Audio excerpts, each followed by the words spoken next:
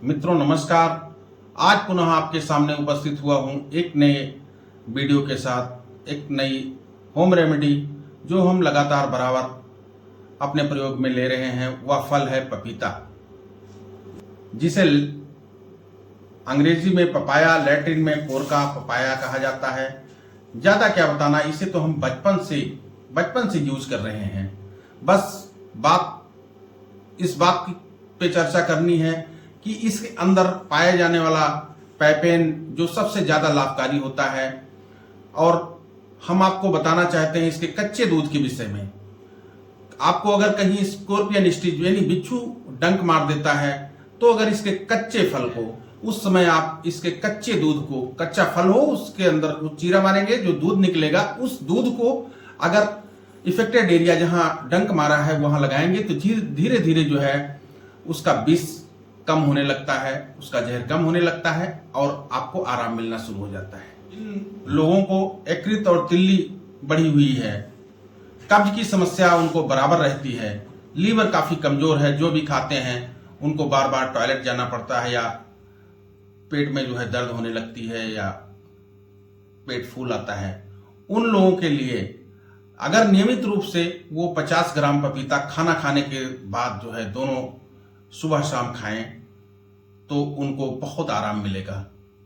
जिन माताओं बहनों को फीडिंग यानी स्तनपान कराने के लिए अपने नन्हे शिशु के लिए दूध कम बनता है और वो स्तनपान कराना चाहती हैं, अगर पपीते के फल को वो दोनों सुबह शाम खाएं और उसकी पत्तियों का जो है साग बना करके वो सुबह शाम उसका सेवन करें, तो उनको दूध आने लगता है और नौनिहाल का पेट भर जाता है।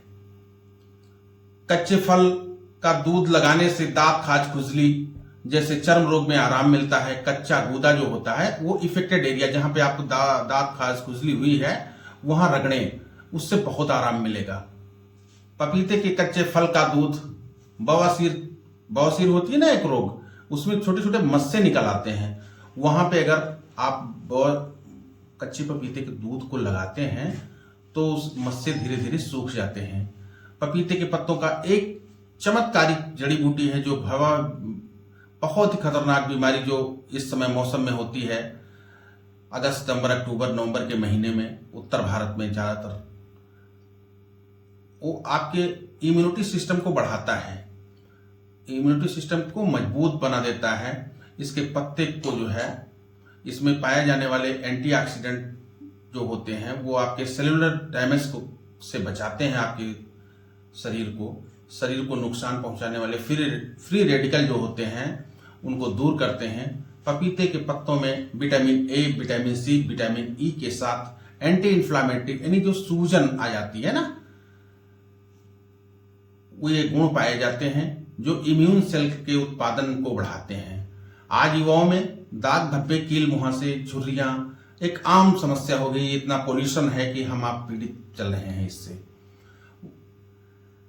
इसमें जो एंटीऑक्सीडेंट पाया जाता है, इसकी वजह से वहां का ब्लड फ्लो, ब्लड सर्कुलेशन बहुत मेंटेन रहता है, और पैपेन जो एंजाइम होती है वो मृत त्वचा को, आपकी मृत त्वचा जो कोशिकाओं में पाया जाता है, कोशिकाओं को शरीर से हटा देते, रिमूव कर देते हैं, जिससे त्वचा साफ और चमकदार बनती है।